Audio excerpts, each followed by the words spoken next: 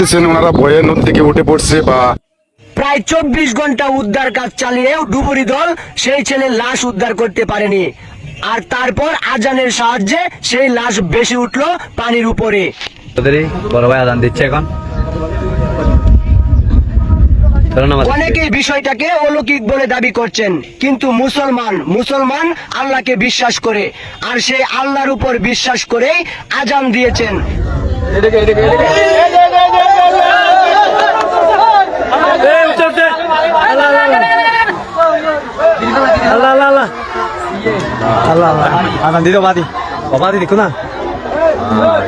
ছেলেটাকে উদ্ধার বললেও ভুল হবে। ডুবুরি দল যেখানে পারলো না, সেখানে আজানের সাহায্যে কিভাবে ভেসে উঠে সেই লাশ।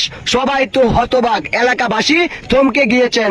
ঘটনাটা ঘটে গিয়েছে গতকাল চট্টগ্রাম রাঙ্গুনিয়া ইসামতি নদীতে একটা ছেলে ডুবে যায়। বিগত 24 ঘন্টা ফায়ার সার্ভিস এবং ডুবুরির সকল প্রচেষ্টা ব্যর্থ। তারপর আজান দেওয়ার সিদ্ধান্ত নেয় এলাকাবাসী, আর সাথে সাথেই সেই ছেলের লাশ ভেসে উঠে পানির উপরে। সবাই তো হতবাক, ডুবুরি দল নিজেও হতবাক হয়েছেন।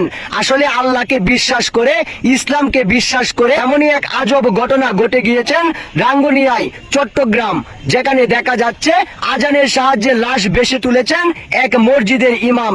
বিষয়টা আপনি একটু খেয়াল করে দেখেন। ইসলামের প্রতি ভালোবাসা এবং ইসলাম যেখানে আল্লাহকে বিশ্বাস করে, ইসলামের যে মানুষগুলা মুসলমান, সেই মুসলমানের কি একটা কারিশমা। আজানের এত শক্তি কোথা থেকে আসে? যেখানে ইহুদি কিংবা খ্রিস্টান যারা আল্লাহকে বিশ্বাস করে না, আল্লাহকে নিয়ে গালাগালি করে, নবীকে তুয়াক্কা করে না, এই নবী রাসূলের নামে আজান দেওয়াতেই ভেসে উঠলো লাশ। বিষয়টা আপনার কাছে কেমন লাগে? আর এখন শুনবো ফায়ার সার্ভিস কিংবা ডুবুরি দলের ভাষ্য। আমি কি বলবো? এটার কি আর কোনো প্রসেসিং নাই? তারা কেন পারলেন না?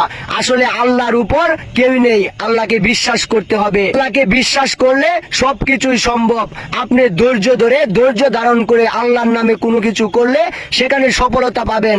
আর সেটা বিশ্বাস করে মসজিদের ইমামের বেতন কিংবা অন্য কিছুতে তাদেরকে আমরা ছাড় দেই না, কিন্তু সেই মসজিদের ইমামের আজানেই বেশি উঠলো ছেলের লাশ। মা বাবা খুশি ছেলের লাশ পেয়ে। যেখানে 24 ঘন্টা উদ্ধার কাজ চালিয়েও ছেলের লাশ উদ্ধার করতে পারেনি, তখন বাবা মা হয়তোবা আশা ছেড়ে দিয়েছিলেন, কিন্তু সামান্য এই আজানের খাতিরেই ছেলের লাশ ভেসে উঠলেন। এখন বিষয়টা আর সামান্য নেই, কারণ বিষয়টা এখন আপনার আমার জানার বিষয়। মুসলমান, ইসলাম আর এই আজানের শক্তি কতটা, সেটা শুধু মুসলমানই জানে। 5 ওয়াক্ত নামাজে যে আজান দেওয়া হয়, একজন বাচ্চা জন্ম নিলে আজান দেওয়া হয়, এবং কি সব জায়গায় যখন সব মসজিদে যখন আজানের ধ্বনি ভেসে উঠে সন্ধ্যা, সব জায়গায় যখন রাতের শেষে দুপুর কিংবা সন্ধ্যায় আজানের ধ্বনি ভেসে উঠে, তখন কলিজা মুসলমানের শান্ত হয়ে যায়। আর সেই আজানের খাতিরেই এখন বাবা মার